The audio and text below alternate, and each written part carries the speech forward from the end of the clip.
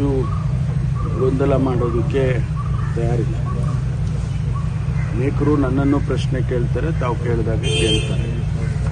ಅಭಿಮಾನಿಗಳು ಅಲ್ಲಲ್ಲೇ ಅವ್ರು ಆಗಬೇಕು ಅಂಥೇಳಿ ಅವರ ಎಕ್ಸ್ಪ್ರೆಷನ್ಸು, ಅವರು ಈಗ ನಾವು ಯಾವುದೋ ಕಾರ್ಯಕ್ರಮಕ್ಕೆ ಹೋದರೆ ಹಿಂದಿನಿಂದ ಎಲ್ಲ ಕೂಗ್ತಾರೆ.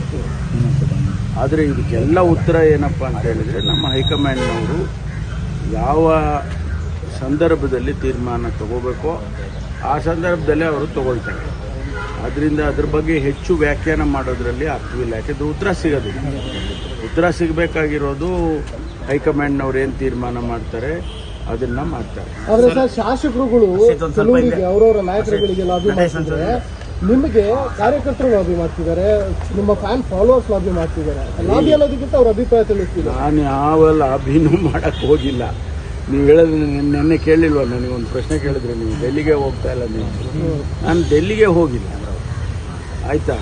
ನಾನು ಯಾವ ಲಾಬಿನೂ ಮಾಡ್ತಾ ಇಲ್ಲ. ಇಲ್ಲಿ ನಮ್ಮ ವೆಲ್ ವಿಷರ್ಸು ಅವರ ಎಕ್ಸ್ಪ್ರೆಷನ್ಸ್ ಮಾಡಿರ್ಬೋದು. ಅದನ್ನು ನಾನು ಮಾಡಬೇಡಿಯಪ್ಪ ಅಂತ ಹೇಗೆ ಹೇಳೋದು? ಮಾಡಬೇಡಿ ಅಂತ ಹೇಳಿದ್ದೇನೆ ಒಂದು 2 ಸಾರಿ. ನಾನು ಅದನ್ನೆಲ್ಲ ಮಾಡೋಕ್ಕೆ ಹೋಗ್ಬೇಡ್ರಿ ಅಂತ ಬೈದಿದ್ದೀನಿ ಅವ್ರಿಗೆ. ಆದರೆ ಎಲ್ಲೋ ಒಂದು ಕಡೆ ಅವ್ರ ಫೀಲಿಂಗ್ಸನ್ನು ಎಕ್ಸ್ಪ್ರೆಸ್ ಮಾಡ್ತಾರೆ, ಅದು ನಾವೇನು ಮಾಡೋಕ್ಕಾಗೋದಿಲ್ಲ. ಬಟ್ ಇದಕ್ಕೆಲ್ಲ ನಾನು ಹೇಳಿದಾಗೆ ನಾನು ಈ ಗೊಂದಲಕ್ಕೆ ನಾನು ಕೈ ಜೋಡ್ಸಕ್ಕೆ ಹೋಗೋದಿಲ್ಲ. ದಲಿತ ನಾಯಕರು ರಾಜ್ಯದಲ್ಲಿ 15,000 ಮಕ್ಕಳಷ್ಟು ಕಳ್ತನಾಗಿದ್ದಾರೆ ಸರ್, ತಮಗೇನಿದೆ ಮಾಹಿತಿ?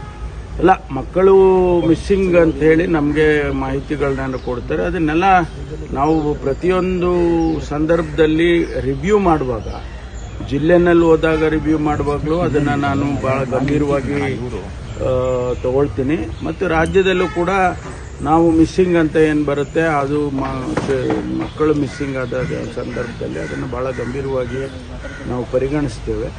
ಅದನ್ನು ಭಾಳಷ್ಟು ಜನರದ್ದು ಹುಡುಕಿದ್ದಾರೆ, ಭಾಳಷ್ಟು ಜನ ಸಿಕ್ಕಿದ್ದಾರೆ, ಹುಡುಕಿದ್ದಾರೆ. ಇನ್ನೂ ಭಾಳಷ್ಟು ಜನ ಮಿಸ್ಸಿಂಗ್ ಅಂತ ಹೇಳಿನೇ ಬರ್ತಾ ಇದೆ. ಅದನ್ನು ಏನು ಕ್ರಮ ತಗೋಬೇಕು ನಾವು ಇಲಾಖೆ ಒಳಗೆ ಅದನ್ನು ತಗೊಳ್ತೀವಿ. ಸರ್, ಮಲ್ಲಿಕಾರ್ಜುನ ಮುಖ್ಯ ಬಾಲಕಿ ಜೊತೆ ಅಸಭ್ಯವಾಗಿ ಹೊರತರೋ ವಿಚಾರ ದೊಡ್ಡ ಮಟ್ಟದಲ್ಲಿ ಚರ್ಚೆ ಆಗ್ತಿದೆ ಸರ್. ಯಾರು? ಮಲ್ಲಿಕಾರ್ಜುನ ಮುಖ್ಯ ಅಂತ ದೇವಮಾನವ ಅಂತ ಹೇಳ್ಕೊಂಡಿದ್ದಾನೆ ಸರ್ ಅವನು ಯಾದಗಿರಿನಲ್ಲಿ. ಸರ್, ನಾನು ರಿಪೋರ್ಟ್ ತಗೊಳ್ತೇನೆ, ನಿನ್ನೆ ಮಾಹಿತಿ ಬಂದಿಲ್ಲ ಸರ್. ಆಮೇಲೆ ಇವತ್ತು ವಲಸಿಗರ ಮೇಲೆ ದಾಳಿ ಆಗಿದೆ ಸರ್, ಪೊಲೀಸರು ಕಾರ್ಯಾಚರಣೆ ಮಾಡ್ತಾ ಇದ್ದಾರೆ, 31 ಜನ ಅರೆಸ್ಟ್ ಮಾಡಿದ್ದಾರೆ ನೋಡಿ.